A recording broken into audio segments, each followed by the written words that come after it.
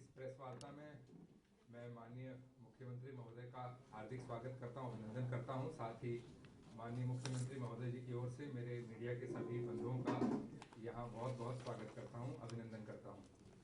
जैसा कि आपको विदित है, मुख्यमंत्री महोदय प्रेस वार्ता के माध्यम से, आपके माध्यम से जनता तक जो नए घोषणाएं हैं लोक कल्याणकारी, उनके बारे में नई घोषणाएं करते हैं, नई प्रकल्पों पर चर्चा करते हैं और उनको लॉन्च भी करते हैं। तो इसी कड़ी में ये प्रेस वार्ता आज आयोजित की गई है। मैं माननीय मुख्यमंत्री जी से उनके संदेश के लिए अनुरोध करता हूँ। मित्रों, सबसे पहले तो कुछ योजनाएं जिनका पहले भी चर्चा से करते रहे, जैसे अभी ने बताया है कि खास करके उसमें जो हमारी जो अनधिकृत कॉलोनीज हैं पूरे हरियाणा में, शहरी क्षेत्र के अंदर या जो शहरी क्षेत्र यानी अर्बनाइज से बाहर भी कुछ बन गई हैं, तो ऐसे कुल मिलाकर के हमारा जो टारगेट था कि 2274 अनियमित कॉलोनियों को हमने 31 जनवरी तक पूरा करना है। उसके अंदर अभी तक जो हो चुकी हैं 1673 ये सब हो चुकी हैं। और आज इस प्रेस कॉन्फ्रेंस के माध्यम से 210 और कॉलोनीज, जिसके अंदर 103 तो टाउन कंट्री प्लानिंग की हैं और 107 अर्बन लोकल बॉडीज की हैं, ऐसे 210 और कॉलोनीज को भी नियमित करने की और मैं घोषणा कर रहा हूँ। इन 210 में अधिकांश जो ज़्यादा संख्या के जिले हैं, जैसा सिरसा है 37, पलवल 38, कुरुक्षेत्र 35, रोहतक 20, जींद 16, बाकी सब 10 के आसपास हैं। तो ऐसे 13 जिलों के ये कुल 210 कॉलोनीज को नियमित किया जा रहा है। और जो शेष बची हुई हैं उनका भी हम कोशिश कर रहे हैं कि 31 जनवरी तक ये सभी कॉलोनीज, अनियमित कॉलोनीज को नियमित कर दिया जाए, ताकि वहाँ के विकास कार्य, कुछ कॉलोनीज जो पहले किए थे वो शुरू हो चुके हैं, और भी कॉलोनीज में जैसा जैसा नियमित होती जाएंगी वैसा वैसा उसका बजट हम रिलीज करते जाएंगे। हमने मोटे रूप से इन सब कॉलोनीज के लिए 3000 करोड़ रुपया अलग से रखा था कि इसमें जितना भी आवश्यकता होगी उतना उसमें हम लगा पाएंगे। जो कॉलोनीज नियमित होती जा रही हैं उनमें सब में, यानी टाउन कंट्री प्लानिंग हो अथवा अर्बन लोकल बॉडीज हो, no dues certificate, NDC, NOC सब जारी किया जाता है, ताकि लोग अपनी रजिस्ट्रेशन जो है उसमें ठीक से करा सकें। बाकियों में रोका इसलिए हुआ है ताकि सब लोग अपने अपने क्षेत्र के अंदर कोई कमी है उसको पूरा कर लें, और जैसे ही सब कॉलोनीज नियमित हो जाएंगी वैसे ही वहाँ भी लोग एनओसी, एनडीसी, क्योंकि सभी ड्यूज देंगे तो एनडीसी मिल जाएगा, और एनओसी स्वाभाविक है नियमित होते ही वो एनओसी हो जाएगा। लेकिन हमने इसमें जितने भी सर्वेज हैं सैटेलाइट के माध्यम से अथवा ड्रोन के माध्यम से अथवा फिजिकली, वो सर्वे अब लगातार सब शहरों में शुरू हो गए हैं, ताकि कोई नई अनियमित कॉलोनी न बने। अब इसके बाद जो भी नई कॉलोनी हमको ध्यान में आती है उसके खिलाफ कार्रवाई भी की जाती है। हम चाहते हैं कि जितने भी प्लान्ड तरीके से शहरों का विकास, ये बहुत ज़रूरी है, अन्यथा मशरूम टाइप जो डेवलपमेंट होती है उसमें बाद में सुविधाएं देने में, सर्विसेज देने में भी कठिनाई होती है।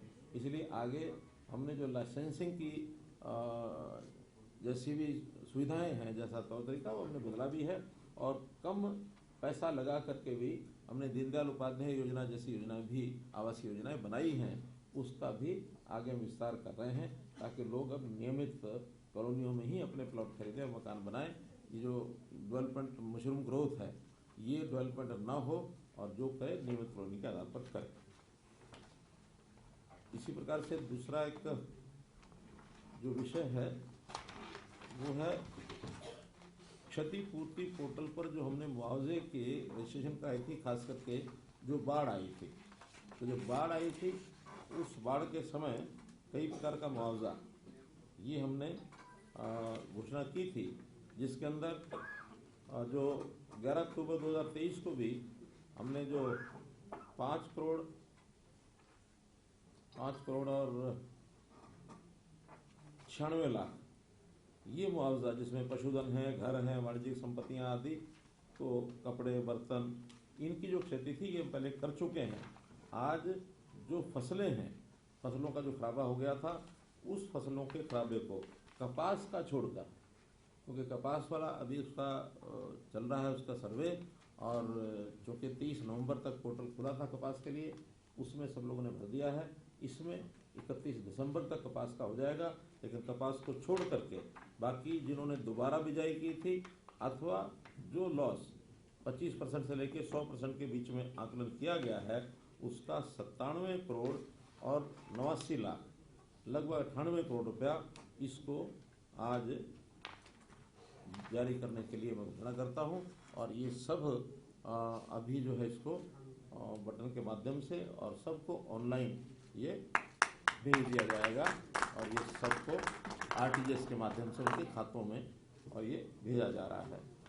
जो ये आज 98 करोड़ भेजा है, इससे पहले 5 करोड़ रिलीज कर दिया था। शहरी क्षेत्रों के अंदर जो कमर्शियल जितने भी एस्टेब्लिशमेंट थी उनका नुकसान हुआ था, उसका सर्वे करने के बाद मोटे रूप से सर्वे हो चुका है, लेकिन अर्बन लोकल बॉडी उसको साथ साथ मैनुअली उसको देना उन्होंने जारी कर दिया है। वो भी 6 करोड़ 70 लाख रुपए बना है और कुल मिलाकर के 40 लोगों का देहांत हुआ था, उनको भी 1 करोड़ 60 लाख रुपए पहले हम दे चुके हैं। 7 लोग अभी ऐसे भी हैं जिनका सत्यापन होना भी बाकी है। कुल 47 डेथ हुई थी। तो ऐसा सब मिलाकर इस बाढ़ के कारण से 112 करोड़ 21 लाख रुपए का मुआवजा ये दिया गया है।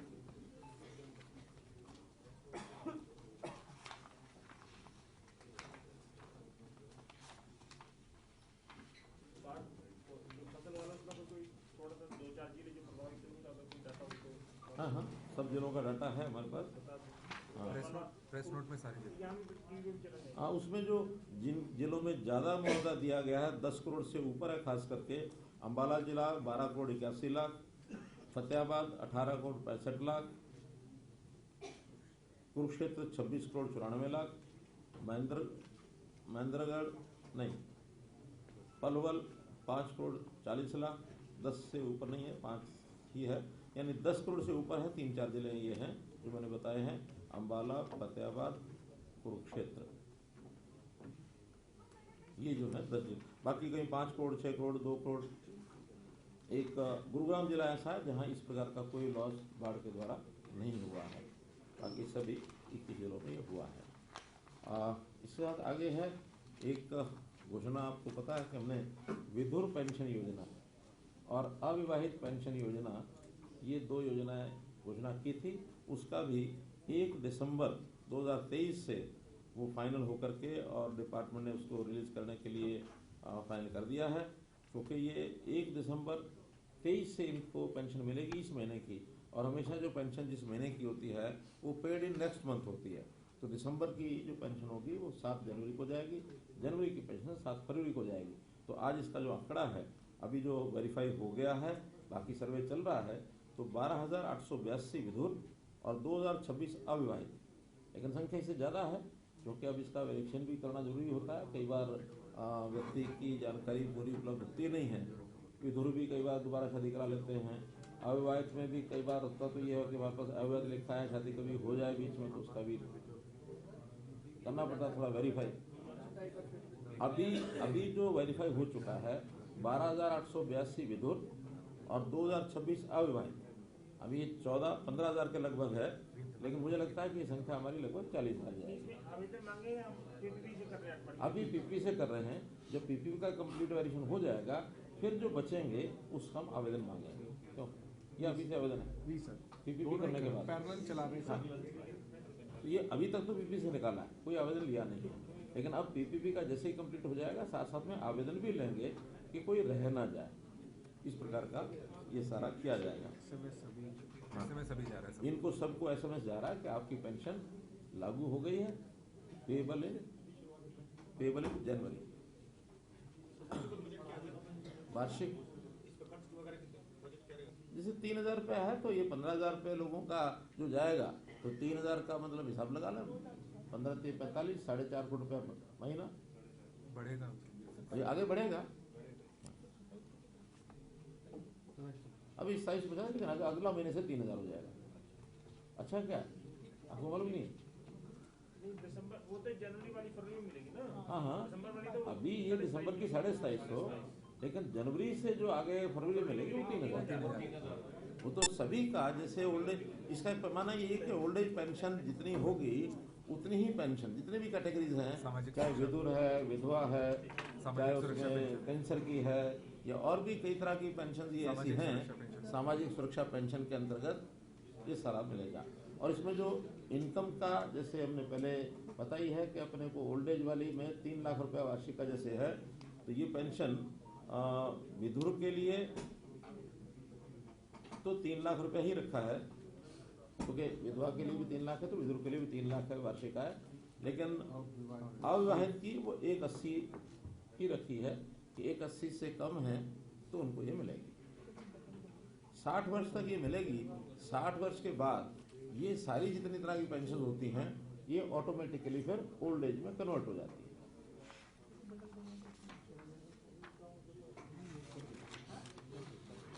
एक सूचना है कि हम HKRM के माध्यम से जैसे लगातार भर्तियां कर रहे हैं, उसमें कुछ तो ऐसे हैं जो पहले से चले आ रहे हैं आउटसोर्सिंग पर, उनको पोर्ट किया है, और कुछ ऐसे जो नए सिरे से HKR पर नौकरियां दे रहे हैं। तो इसमें आज एक नई खेप 986 लोगों की है जिनको नौकरियां देंगे, तो उसके लिए भी ऑनलाइन ही हो रहा है। तो इसका यूजर नेम और पासवर्ड डालिए, फिर तो अपने आप ही हो जाएगा। अपने आप हो जाएगा। हाँ। डाल। ये पासवर्ड ना बता देना किसी को। कितनी लगी?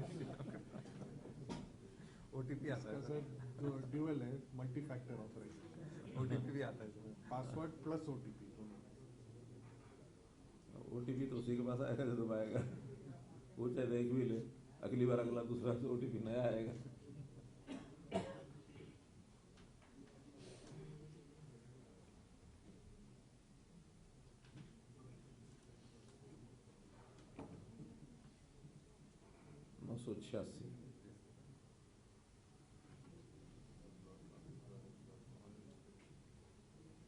Send offer SMS।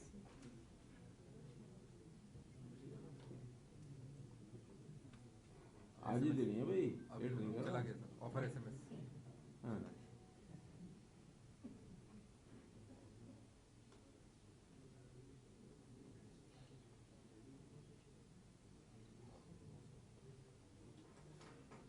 ये जो HKRM का है, इसके पैरामीटर बनाए हुए हमने 5-6 चीजें हैं, वो जल्दी हम पैरामीटर्स पब्लिक भी कर देंगे। इसमें बड़ा एक पैरामीटर था इनकम का। अभी तक lower the income higher the rank, 1 lakh से नीचे का जो इनकम मैंने पहले रखी हुई थी वो 50 अंक तो 150 में से केवल 1 लाख की इनकम से नीचे है 50 अंक उसको मिल जाते थे, और 1.5 लाख तक अगर इनकम होती थी तो उसको 40 अंक उसको भी मिल जाते थे। बल्कि शुरू में तो 40 और 50। जी सर, उसका 50 और 100 रखी थी अंत्योदय के लिए, हाँ, फिर वो घटा के फिर 50 का। अभी जो है नए से उसमें इनकम का थोड़ा कम करके और चीज़ों में बढ़ाया है, जिसमें क्वालिफिकेशन है, सेम ब्लॉक है, और जो स्पेशल कैटेगरीज हैं, विडोज हैं, दिव्यांग है, ऐसे कुछ हैं। CET का भी उसमें अंक रखे हैं कि अगर CET पास है तो उनको अलग से अंक दिए जाते हैं। तो ऐसा बहुत ही एक ट्रांसपेरेंट तरीके से उसका सिलेक्शन कंप्यूटराइज सॉफ्टवेयर से होता है, और जो उसमें हाईएस्ट रैंकिंग के लोग होते हैं उसको दे देते हैं।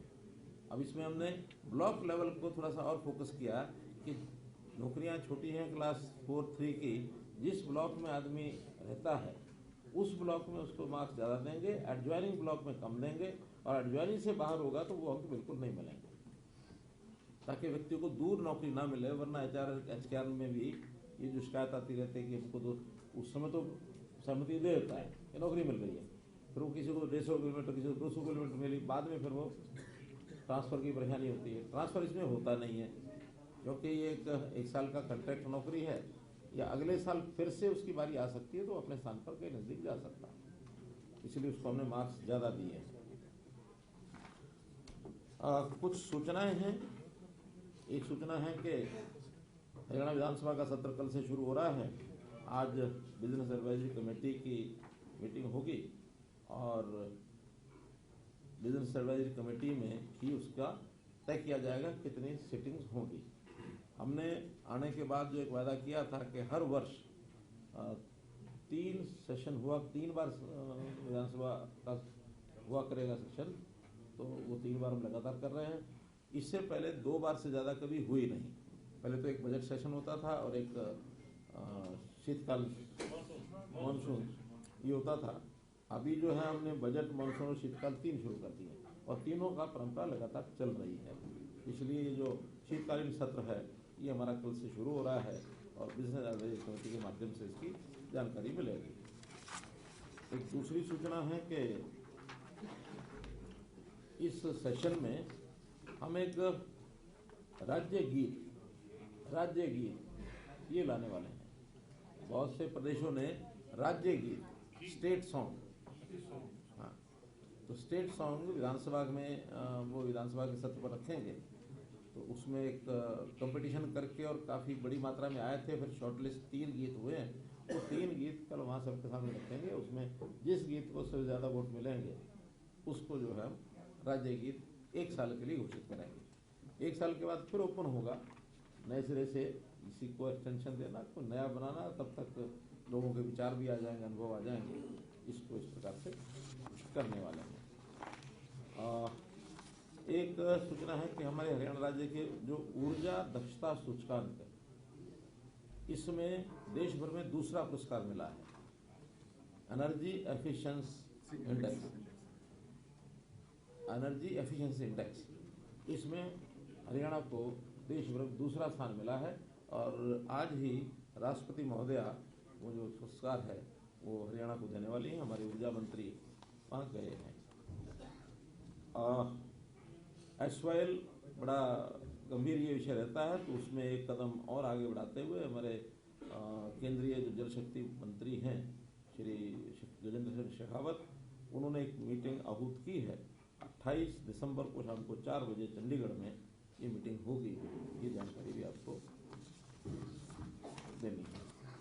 कुल मिलाकर हाँ, एक विषय और है, मीटिंग में किस को बुलाया? एक विषय ये दोनों चीफ मिनिस्टर और जल शक्ति मंत्री विधिवत तो 3 के ही डेलीगेशन होते हैं, बाकी डिपार्टमेंट के सहयोग करने वाले लोग रहेंगे। यानी एक प्रकार से ये ट्राईपार्टाइट मुख्यमंत्री हरियाणा, मुख्यमंत्री पंजाब और जल शक्ति मंत्री। चंडीगढ़ स्थान है, कहीं तय करेंगे वो तो फिर देखेंगे होस्ट कौन करता है, पंजाब करता है कि हरियाणा करता है। हमने ऑफर की है लेकिन सूचना उधर से ही मिलेगी। अभी तो कल ही अब मीटिंग फाइनल हुई है, तो मैंने आज आपको बता दिया कि एक और सूचना के रूप में कि हमने कुछ दिन पहले जो छोटे छोटे टॉल थे उनको बंद किया था। आज फिर अध्ययन करा करके, और जो पीडब्ल्यूडी के कुछ टॉल्स हैं, टॉल जहाँ टैक्स लिया जाता है, ऐसे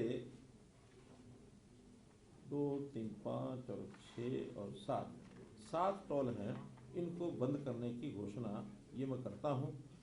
इसमें से कुछ तो है डिपार्टमेंट स्वयं चलाते हैं, उन डिपार्टमेंट्स को तो हम जो भी कोई तिथि आगे निश्चित करके और हम बंद कर देंगे।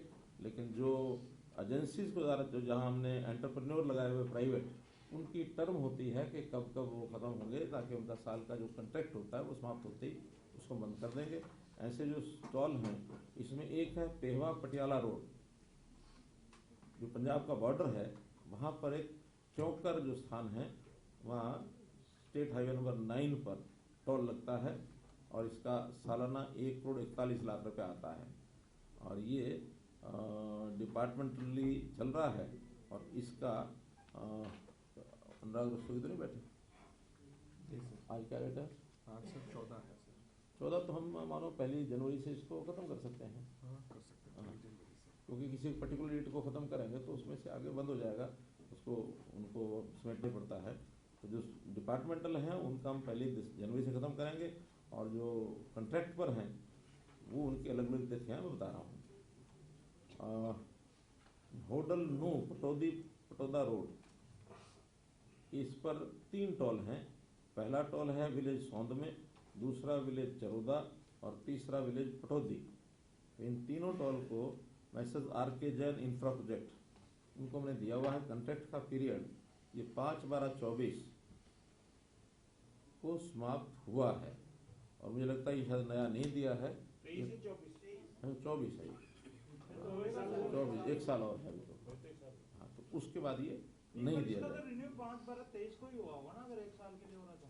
4/6/23 को रिन्यू हुआ, 18 महीने का दिया होगा ना, 18 महीने का। 18 महीने का दिया, तो 4/6/23 को ये रिन्यू हुआ है। लेकिन 5/12/24 तक देखेंगे कि इसमें अगर पहले समाप्त करने का कोई प्रावधान होगा तो ठीक है, वरना 5/12/24 से आगे ये नहीं लगेगा। इसका भी जो एनुअल टोल है वो 11.5 करोड़ है, ये तीनों टोल है, तीनों का। फिर राई नाहरा बादुगढ़ रोड, यहाँ 2 टोल हैं। पहला टोल है विलेज बरोता और दूसरा है विलेज बामनौली। इसका कॉन्ट्रैक्ट भी जल्दी खत्म हो रहा है, 12 जनवरी 24 को खत्म हो रहा है, यानी 1 महीने बाद। ये उस 1 महीने के बाद इसको समाप्त करेंगे। इसकी जो दोनों की कलेक्शन है 2,64,00,000। फिर है 6 हो गए, 7वां है पुनहाना जुरहेड़ा रोड, राजस्थान बॉर्डर पर है, गांव सुनेड़ा। ये कॉन्ट्रैक्टर हैं ES मल्टीपर्पज, और इसका जो टोल का पीरियड अगस्त में अभी 23 में इसको रिन्यू किया था, ये 18 फरवरी 25 तक है। इससे भी 1,21,00,000 रुपया साल का आता है। इसको भी 25 के बाद आगे नहीं दिया जाएगा। फिर है होडलनू पटौदी पटौदा जाटौली, गुड़गांव जिले में है, और ये डिपार्टमेंट चला रहा है इसको भी, तो 1 जनवरी से इसको बंद किया जाएगा। 5,71,00,000 रुपया इस पर साल का आता है। तो ऐसे कुल मिलाकर ये 22,48,00,000 रुपए के सालाना जो टोल हैं इनको बंद किया जाएगा। कितने टोल बंद करेंगे सीएम साहब जनवरी से? अब अलग अलग समय से हैं, जो आज मैंने घोषणा की है उसके अंदर 8 टोल जो है उनकी घोषणा की है। 8 में एक 25 में होगा, एक 24 के थोड़ा लेट साइड में होगा, सर 7 के 8 1 और 3 4 और 2 6 और एक 7 और एक 8। तो ये कुल मिला करके आज के लिए हाँ।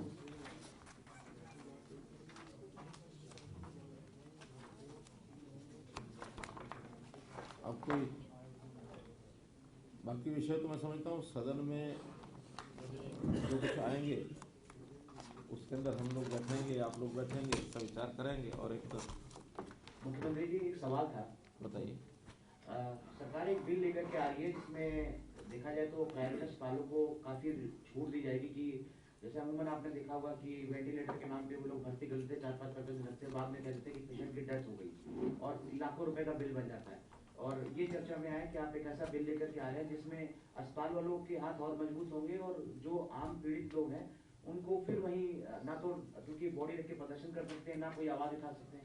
ऐसे में तो जो बिल है वो कहीं ना कहीं प्राइवेट अस्पतालों को तो बढ़ावा देगा। आप क्या मानते हैं इस चीज को? ऐसा बिल जब भी आता है उस पर चर्चा होती है, चर्चा होने के बाद ही इस पर कोई प्रश्न का उत्तर दिया जा सकता है। बहुत बार ऐसे विषय आ जाते हैं जब बिल पेश करते समय ध्यान में नहीं रहते, क्योंकि ये 90 लोगों की प्रॉपर्टी हो जाती है, अकेले CM की नहीं रहती। हाँ, एक प्रपोजल के रूप में एक्ट एक ड्राफ्ट होता है, तो उस बिल का एक ड्राफ्ट होता है, उस ड्राफ्ट के ऊपर चर्चा होने के बाद एक्ट बनता है। तो उस समय जब वो चर्चा आएगी फिर कोई विषय आएगा तो चर्चा करेंगे। सर ये पार्लियामेंट सिक्योरिटी ब्रीच के जो तार है एक मिनट पहले कर ये विंटर सेशन कल से शुरू हो रहा है, इसको लेकर क्या तैयारियां हैं सरकार की? क्योंकि विपक्षी अपने जो इरादे साफ कर चुके हैं कि हर बिंदु पे इस तरह से प्रेस कॉन्फ्रेंस और सरकार को घेरा जाए। देखिए, घेरा उसको जाता है जब कोई कमजोर हो। हम ऐसे कोई कमजोर नहीं है कि हमें कोई घेर लेगा, और कोशिश करने में हर्ज नहीं है।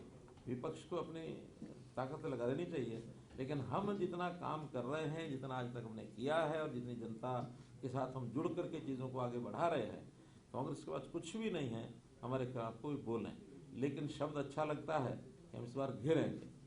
हम कहते हैं ठीक है, आइए मैदान में। सर ये पार्लियामेंट सिक्योरिटी ब्रीच के जो तार हैं वो गुड़गांव और जींद से कनेक्टेड हैं। क्या प्राथमिक जानकारी आपको अपनी पुलिस से मिल पाई है? और दूसरी चीज, क्योंकि हमारे भी जो विंटर सेशन है वो चलेगा, आप लोग भी सिक्योरिटी मेजर्स में कुछ और चीजें ला रहे हैं, कुछ चेंजेस बदलाव ला रहे हैं?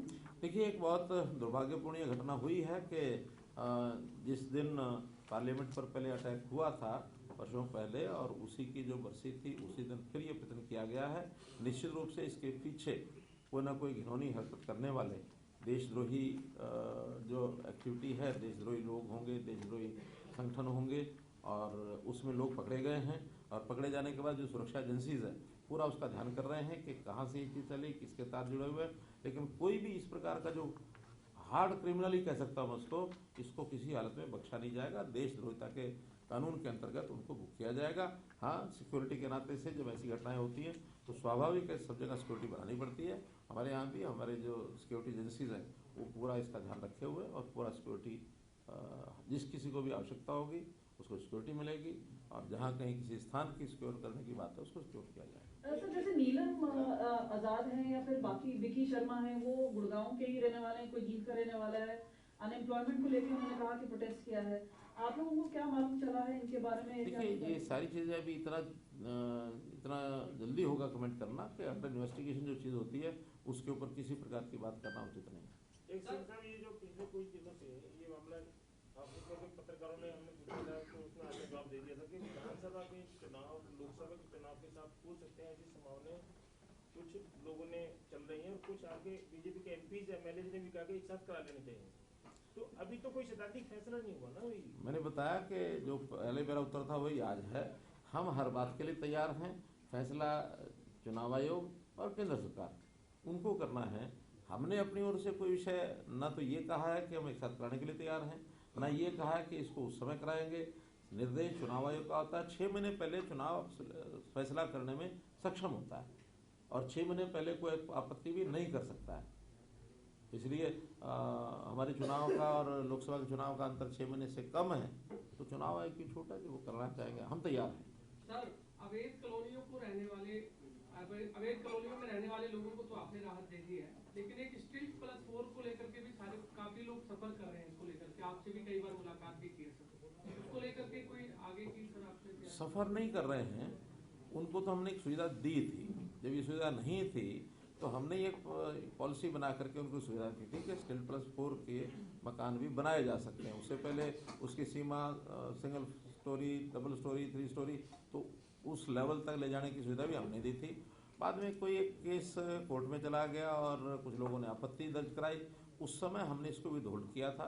एक कमेटी बनाई थी, हमारे जो राव, क्या नाम, राघवेंद्र राव जी ने रिपोर्ट अपनी दे दी है। वो अध्ययन डिपार्टमेंट कर रहा है। डिपार्टमेंट अध्ययन करके और उसमें जो भी कोई मॉडिफिकेशन करनी होगी मॉडिफिकेशन करके उसको लागू करेंगे। सब जगह ये लागू भी नहीं होगी, सब जगह ये बंद भी नहीं होगी, क्योंकि पड़ोसी राज्य में ही सब 5 फ्लोर तक अनुमति है। मैंने बताया ना, हमारे लिए जन सुविधा ये जरूरी है। मानो कहीं किसी एरिया में जनता नहीं चाहती तो हम केवल बिल्डर के फायदे के लिए उसको 4 स्टोरी 5 स्टोरी का लाभ दें, ये उचित नहीं। और जहाँ जनता को कोई आपत्ति नहीं है तो आखिर ज़मीन तो बड़ी सीमित है, इससे ज़मीन बचती है। हाई राइज बिल्डिंग में जाएंगे तो आबादी ज़्यादा कवर होगी, और उसके कारण से हमें जो इंफ्रास्ट्रक्चर देना पड़ेगा सरकार को, वो देने के लिए हम तैयार हैं। लेकिन कुछ जो पुराने एरियाज़ हैं जो बने हुए हैं उसमें थोड़ा हमें एक सिस्टमेटिक ढंग से करना पड़ेगा। नए एरियाज़ में हम अलाउ करेंगे। विकसित भारत यात्रा की क्या 986 जॉब सर आप जो किए हैं आपने वो सब रोजगार निगम की कौन से डिपार्टमेंट की है सर? ये अलग अलग डिपार्टमेंट्स की हैं। इसमें 56 या 53 तो हैं क्लास 3 की, और बाकी क्लास 4 की हैं। मल्टीपल डिपार्टमेंट्स हैं। जो इंडेंट अपने भेजते हैं वो इंडेंट हमारे HKRN वाले उसका अध्ययन करते हैं, और उस हिसाब से जो अवेलेबल जिन्होंने अप्लाई किया होता है, रजिस्टर्ड जो लोग होते हैं, उसके उनको देते हैं एक एक करके।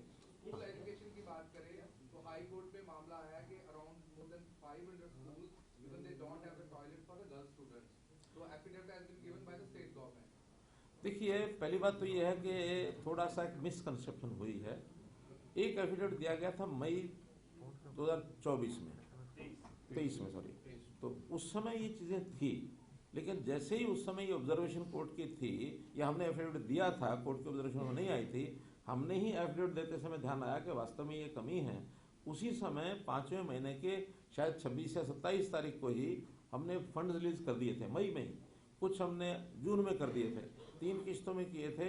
और बल्कि मैं उसकी जानकारी मेरे पास है भी थी, मुझे लग रहा था कि आप में से समय से पहले कोई इस विषय को उठा सकता है, क्योंकि कल उसकी डेट है। तो कल है, हाँ, तो एफिडेविट चला गया है।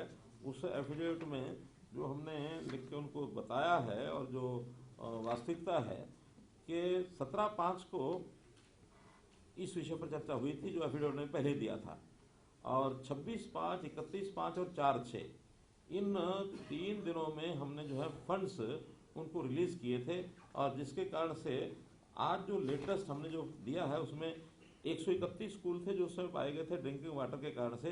हालांकि ड्रिंकिंग वाटर नहीं था ऐसा नहीं है, कई जगह कहीं कोई फॉल्ट हो गया, कहीं पुरानी पाइपलाइन थी, बहुत तो ऐसी व्यवस्था नहीं कई साल। अब ये नॉर्मल भी कॉलोनीज में होता है कि कहीं पाइपलाइन खराब हो गई, कुछ और खराब हो गया, तो 131 के 131 8 तारीख की हमारे पास रिपोर्ट है दिसंबर की, वो सब कंप्लीट हो गए हैं। 1047 स्कूल में बॉयज़ टॉयलेट्स जो हैं वो सारे के सारे ठीक हो गए हैं। गर्ल्स टॉयलेट 538 वो सारे के सारे ठीक हो गए, कोई पेंडिंग नहीं है। इलेक्ट्रिसिटी कनेक्शन 236 ये सारे के सारे ठीक हो चुके हैं, जीरो बैलेंस है। ये सारे दिसंबर में उस समय जिस दिन ये टिप्पणी की गई है आया था उस समय हो चुके थे, लेकिन दुर्भाग्य से उस समय कोई एक अलग से एफिडेविट उन्होंने लिया नहीं, अलग जानकारी ली नहीं। Depending on the information of May 2023 तो उस दिन की रिपोर्ट के आधार पर उन्होंने फैसला दे दिया। और उसमें ये भी ठीक नहीं है कि हमने बजट जो है वो बहुत लैप्स होने दिया। बजट सामान्यतया हम देखते हैं कि आज से नहीं, जब से बजट बनने लगे हैं ये एस्टिमेट होते हैं, और एस्टिमेट में और एक्चुअल में एक 8-10% का अंतर होता है।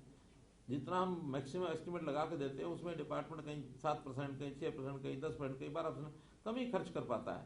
वो तो एक एक्चुअल एक्सपेंस है। Estimate is estimate. एस्टिमेट तो हम कोई भी चीज़ अपने एक इच्छा के कारण से हम तय करते हैं कि इधर हम करना चाहते हैं, वो एक लक्ष्य होता है, लेकिन नहीं पूरा कर पाते। अब खाली लिमिट ये हमारे यहाँ ऐसा नहीं है। मैं आपको एक ऐसा तथ्य बताता हूँ कि जो जज साहब को शायद नहीं पता होगा, हमने ये जो लेजिस्लेटिव हमारा जो नहीं जुडिशियल विंग होता है जुडिशरी का, हाँ, तो मिनिस्ट्री ऑफ जस्टिस को हम बजट तय करते हैं, और वो उनकी एक बिल्डिंग कमेटी होती है, वो सब वही लोग होते हैं। उस बिल्डिंग कमेटी में तय करते हैं कि हमने यहाँ इतने कमरे बनाने हैं, या नई बिल्डिंग बनानी है, ये लेना है, वो करना, वो सारा खर्च करते हैं। उसमें भी हमारे यहाँ तो 8-10% कम होता है, वहाँ कभी 30% कम, कभी 40% कम, 30 से 50% ही खर्च कर यानी कम हो जाता है। मतलब 50 से 70% खर्च कर पाते हैं, 20-30% वो वहाँ से मोड़ देते हैं हमको वापस, फिर वापस मोड़ते तो अगले साल वो मिलता ही है। तो ये जो मिस इंफॉर्मेशन के कारण से ये एक टिप्पणी आई है, ना आती तो अच्छा था, लेकिन आ गई है तो हमें उसमें कोई ज्यादा कुछ नहीं करना। हाँ, इंफ्रास्ट्रक्चर था जैसे 530 टॉयलेट्स नहीं थे, इंफ्रास्ट्रक्चर था जो आपने इंप्रूव किया। मैं बताया ना जो कहीं नए भी बनाने को तो नए बनाए हैं, जहाँ कहीं खराब हुए होंगे खराब भी। आखिर 14,500 स्कूल हैं, और 14,500 स्कूल में अगर ऑन एवरेज 2 या 3 भी टॉयलेट अगर किसी स्कूल में होते होंगे, 42,000 टॉयलेट्स आर देयर, अगर 3 की एवरेज लगाएं, और 42,000 में अगर उन्होंने मान लो ये कहा है कि 1,000 नहीं है, कम है, तो उसमें कोई आपत्ति नहीं है स्वीकार करने में। इतनी चीज़ें तो हमारे घर में मोहल्ले में भी छोटी मोटी रह जाती हैं। हाँ, अच्छा है, मैं धन्यवाद करता हूं कि इस चीज़ की ओर ध्यान कराया, तो जल्दी हमने 5-6 महीने में ये सारे 131 पानी की व्यवस्था facility, 1,000 boys toilets, 538 girls toilet, 236 electric toilets, तो ये लगभग 1800 जो कमियां हैं हमने दूर कर दी हैं। आज जीरो बैलेंस है।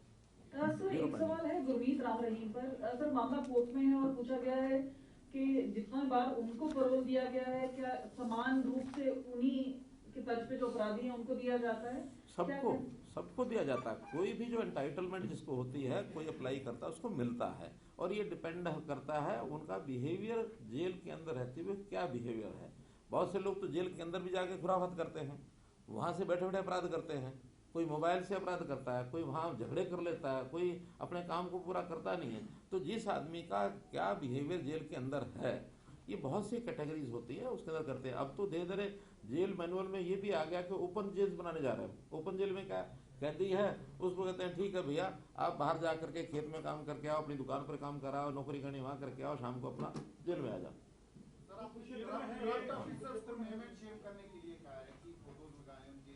पर जो कोर्ट ऑफ लॉ ने जिनको गिल्टी प्रूव नहीं किया है, मान लीजिए उनके फोटो लग जाते हैं, बाद में वो जो है गिल्टी प्रूव नहीं होते, तो ये थोड़ा मैंने ये तो कहा ही नहीं है कि जब तक कोर्ट से देना करे तब तक लगाओ, बल्कि मैंने तो और कहा है कि जब तक वो काम कर रहा है तब तक बेशक मत लगाओ, जिस दिन रिटायर हो जाए उस दिन लगाओ, ताकि जो आज काम कर रहे हैं उनको ये भय हो कि कभी हमारा फोटो यहाँ लग सकता है। और ये भी मेरा एक सुझाव है, हमने कोई लागू नहीं किया है और ना कोई इस प्रकार का लागू करने के लिए कोई डायरेक्शन हमने दी है। हमने कहा अगर ऐसा करेंगे तो देखिए, कोई भी गलत काम करने वाला व्यक्ति वो डरता है, या तो डरता है अपने संस्कारों के कारण से, जिसको आत्मिक, जिसको कहते हैं उसका एक क्या उसको अंग्रेजी में कहते हैं कॉन्शियस, वो अंतरात्मा कॉन्शियस से डरता है। वो उसके मन में एक डर होता है मुझे गलत नहीं करना, या डरता है दंड से। अब दंड क्या कि जेल हो जाएगी, जुर्माना लग जाएगा इससे, और नहीं तो सबसे बड़ा डर होता है लोकलाज। जनता में अगर बदनाम हो गया, नहीं वो तो जो बदनामी का किसी के खिलाफ कोई एक्शन हो जाएगा, जब एक्शन हो जाएगा भी हाँ इसको सजा हो गई है तो रिटायर होगा तो उसको लगा देंगे। जो पेंशन योजना है ये वही है जो एक कार्यक्रम में जन संवाद में आपसे किसी ने मांग की थी, इसके पीछे सोच क्या है और क्राइटेरिया क्या है, इस पर डिटेल से आप बता पाएंगे कि किस सोच के साथ इसको लागू किया गया? सर इसी में एक ऐड ऑन है कि अविवाहितों की मांग है कि पहले तो एक पूरा जो है वो कैलकुलेशन की जाए कि पूरे प्रदेश के अंदर कितने अविवाहित हैं और एक आयोग का गठन किया जाए, साथ ही साथ जो इनकी पेंशन है उसको भी बढ़ाया जाए, क्योंकि बहुत से लोग ऐसे आज भी गाँव के अंदर आयोग का गठन ऐसा है, मांग को रखने में किसी को कोई आपत्ति नहीं है। पत्रकार भी यहाँ से शुरू हुए थे, फिर यहाँ पहुंचे, अभी बहुत सी मांगे बाकी हैं और अगर वो पूरी होगी तो और भी आने वाली हैं।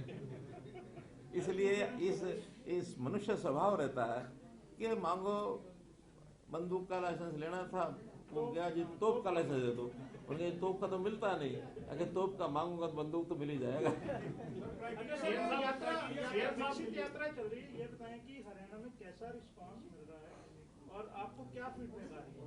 देखिए, बहुत ही सधी हुई सोच समझ करके इस प्रोग्राम को सारे देश में लागू किया गया कि आखिर हम जो करते हैं वो जनता को पता लगना चाहिए, फिर जो हम करते हैं वो जनता को लाभ जिसको नहीं मिला है उसके घर जाकर के, उसके गांव में जाकर के लाभ उसको देना चाहिए, ऑफर करना चाहिए। व्यक्ति को जानकारी नहीं होती है, इसके कारण से रह जाता है, वो जाके देते हैं। तो ये जो विकसित भारत संकल्प यात्रा है, इसके कई पहलू हैं। जैसा मैंने पहले बताया है एक जगह कि हमारा देश अभी विकसित देशों में नहीं आता, विकासशील देशों में आता है। दुनिया में केवल 37 देश ऐसे हैं जिनको विकसित देश हम कहते हैं। तो उसके पैरामीटर्स हैं, हमें उसमें शामिल होना है। तो उसमें जो हमारे देश के उद्योगपति हैं उनके भी सामने विषय रखना पड़ेगा, अच्छे बड़े साधन संपन्न लोग हैं, रिसोर्सेज वाले, उनके सामने भी रखना पड़ेगा, इन्वेस्टमेंट कहाँ करनी है। हमारे जो अधिकारी हैं उनके सामने भी रखना पड़ेगा, नेता हैं उनके सामने भी रखना पड़ेगा। फिर बाद में नीचे जनता भी उसके लिए तैयार होनी चाहिए। जनता को भी अपने आप को उसके लिए तैयार रखना चाहिए कि हमने अपने देश को बढ़ाना है। तो देश के साथ जुड़ करके जनता काम करेगी तो थोड़ी समस्याएं भी कम होंगी, एक व्यू पॉइंट जो है ब्रॉडर होगा। तो जनता को एक संकल्प लेना कि हम भारत को विकसित करना चाहते हैं 2047 तक, टाइम पीरियड भी तय कर दिया।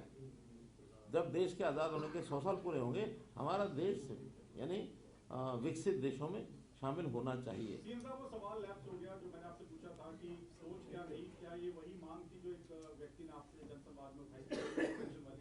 मैं तो समझा होगा, मैं तो समझा था इस सवाल का भूल गए होंगे। भूले नहीं। ऐसा था कि जो जानकारी हमारे पास फील्ड से आती है, व्यक्ति शादी नहीं कराता है या शादी नहीं होती है, दोनों में तो अंतर है।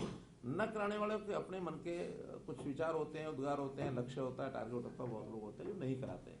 हमारे यहाँ बहुत बड़ी सन्यासी परंपरा है जिन्होंने शादियाँ नहीं कराई। बहुत बड़े सामाजिक ऐसे व्यक्ति हैं संख्या में जिन्होंने शादियाँ नहीं कराई हैं। कुछ ऐसा होता है कि जो शादी नहीं होती, और न होने में एक बड़ा कारण हमारे हरियाणा में वो था जेंडर रेशो। जेंडर रेशो बहुत बिगड़ गई। यानी एक समय था जब 850 तक ही हो गई थी, बाद में बढ़ते बढ़ते जब हमने टेक ओवर किया था तो उस समय 851 थी। अब जो है 932 तक, एनुअल 932 पहुंची है, टोटल मिला के तो 913 ही है। तो 913 करें, 932 करें, तो भी महिलाओं की संख्या कम थी, पुरुषों की ज़्यादा थी। पुरुषों की शादियाँ नहीं होती थी। कुछ महिलाएं शायद किसी कारण से नहीं कराती होंगी, लेकिन महिलाओं की शादी होती नहीं है, ये समस्या नहीं थी। पुरुषों की ये समस्या थी। उसमें से एक आयु के बाद ऐसे पुरुषों का समाज के अंदर जो सामाजिक प्रतिष्ठा वो कम हो जाती थी। यहाँ तक भी हमको जानकारी मिली है, मतलब होती है कि गांव में ऐसे लोगों को एक आयु के बाद घर में ही कई बार उनको सम्मान नहीं मिलता पूरा, तो ऐसे लोगों को भी कुछ सहानुभूतिपूर्वक अगर हम पेंशन देते हैं तो घर में सम्मान उसका बढ़ सकता है, समाज में सम्मान बढ़ सकता है, और हुआ है। अब जैसे ही पता लगा लोगों को 2700, 2800 या 3000 पेंशन हो गई है, लोगों को देखा दृष्टिकोण बदल गया, तो एक सामाजिक सम्मान उनको मिले। कुल मिला के शायद पैसे की आवश्यकता है कि नहीं अलग बात है, लेकिन सामाजिक सम्मान मिले। हाँ, पैसा अगर साथ में है तो अपनी आवश्यकताओं की भी पूर्ति कर सकता है। हाँ, उसके पहले उसी हिसाब से आपने 60,000 लोगों का HKR भर्ती करने को बयान दिया है, जिसकी आज बड़ी चर्चा होती है। 1,10,000 के आसपास तो कोर्ट हो गए और या दे दिए, कुछ लोगों को नहीं भी दे दिए। 60,000 ये क्या, ये जो फिगर है, नहीं, ये क्या फिगर है आप बताएंगे? HKR से 60,000 की जो फिगर कल आई एक मिनट, ये क्या है? 1,08,000 तो पोर्टेड है सर, और 16,000 को हमने नए फ्रेश को जॉब दिया, एम्प्लॉयमेंट ऑफर। ये थोड़ा माइक पे 1,08,000 तो सर हमारे पुराने जो है वो पोर्टेड मैन पावर, ठीक है, 1,08,407। जो फ्रेश डिप्लॉयड है, ऑफर लेटर 16,799 के गए हैं, एक्टिव उसमें से अभी 10,800 में। ये 60,000 की फिगर है, ये तो सीएम साहब का प्रश्न होगा। ये तो टोटल होगा, साल का रखे जाने कुछ ऐसा फिगर है ना? साल का था टोटल। 60,000 तो रेगुलर रखे जाने अगले साल, जिनकी प्रक्रिया चल रही है। वो तो ग्रुप सी की और डी की रेगुलर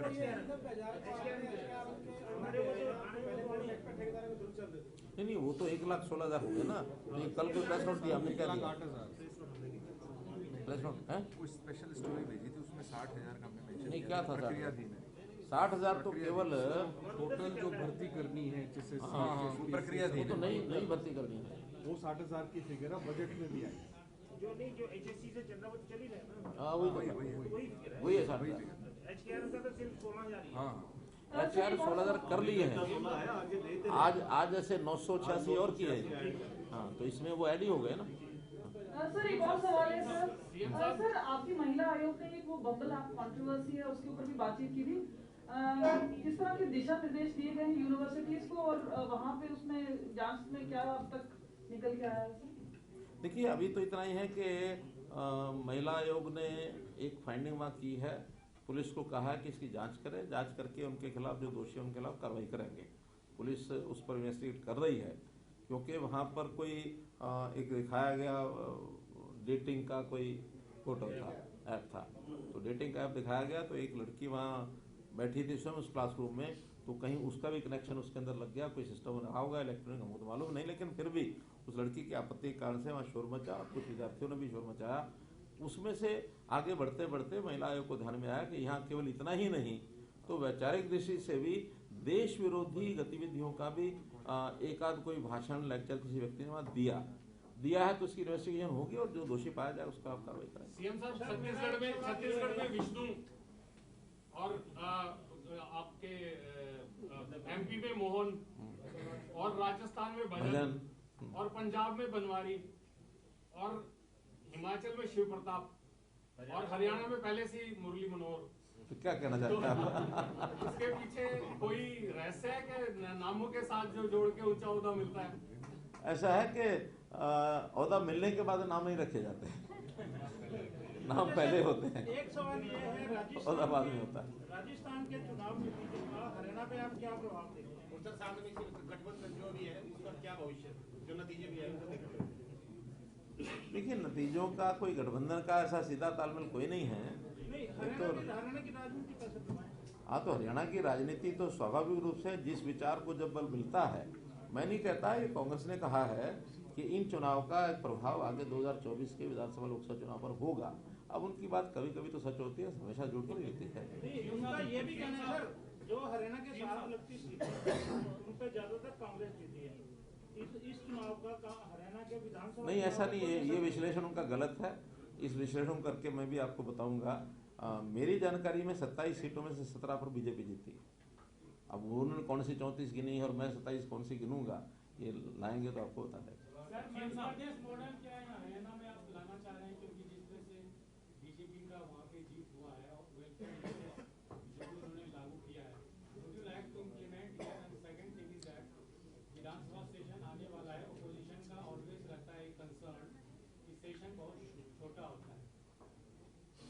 देखिए, जहाँ तक सेशन की बात है, अगर हम तुलना करेंगे कांग्रेस के समय की और हमारे समय की, तो छोटा कौन सा होगा, कौन सा छोटा रहा और कौन सा आज छोटा है कि बड़ा है, ये तुलना उसमें से हो जाएगी। जैसे मैंने अभी बताया कि हमारे यहाँ तो साल में 3 बार सेशन होते हैं, वो 2 ही बार करते थे, और 2 बार में भी, हाँ, 2 बार में भी वो कितनी सिटिंग करते थे और कितना डिस्कशन कराते थे। और आज हमारे स्पीकर साहब तो इतने उदार हैं कि उन्होंने 0 आवर कहा तो वो हमने दे दिया। कभी 0 आवर इस हरियाणा प्रदेश में हुआ? कभी नहीं हुआ। और 90 के 90 लोग जब तक ना बोल रहे हैं तब तक वो समय बढ़ाते ही रहते हैं। वो तो रात में हो जाए 11 बज जाए तब भी वो कहता नहीं भाई सबको बोलना ही चाहिए।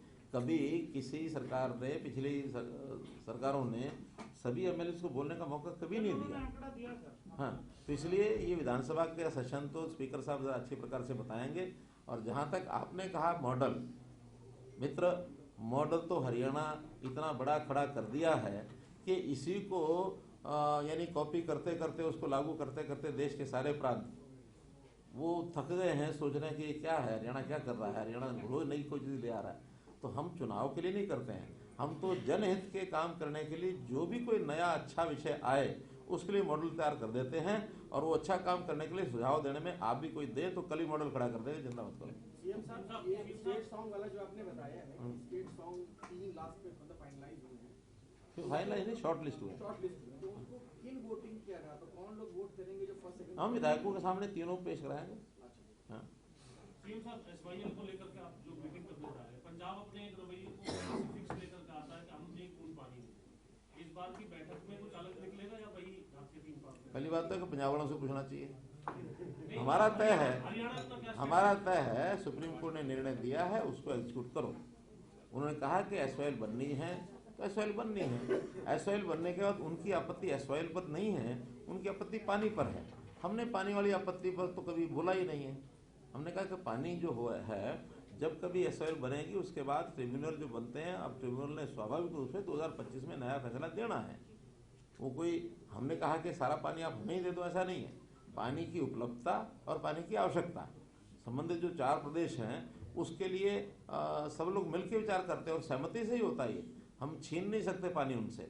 जो चारों स्टेट मिल करके या जो भी ट्रिब्यूनल बनेगा उनसे बातचीत करेंगे। देखिए, जस्टिफिएबल कोई भी जो डिसीजन है वो सबको मान्य होता है, अगर जस्टिस नहीं है तो मान्य नहीं होता। जिस तरह से सुप्रीम कोर्ट ने भी बोला था कि एक सर्वे टीम भेजी जाएगी पंजाब में, तो अभी तक तो सर्वे टीम की या दूसरी बैठक शुरू होने को है। अब बात है ना कि सुप्रीम कोर्ट ने क्या करना है इसके बारे में मैं नहीं कह सकता। मैं तो नहीं, वो तो सेंट्रल गवर्नमेंट से सुप्रीम कोर्ट पूछेगी और उन्होंने क्या टाइम लो बनाया क्या नहीं। हमें तो ये बताया कि एक मीटिंग होना ही चाहिए ना, होना ही। मुख्यमंत्री जी एक सवाल है। 3 राज्यों में जिस प्रकार से जीत हुई आप लोगों की, लेकिन आप लोगों को लगा नहीं कि जो पुराने दिग्गज नेता हैं उनको दरकिनार कर दिया गया? जैसे जो बीजेपी के केंद्रीय नेतृत्व में थे उनको विधानसभा चुनाव लड़ाया गया और आखिर उनको लास्ट में सब कुछ जिताने के बाद भी कुछ नहीं मिला। तो ऐसे जो पुराने नेता हैं उनका मनोबल गिरेगा नहीं सर? देखिए, नेता नेता होता है, वो दिग्गज जो छोटा नया पुराना ये कुछ नहीं होता है।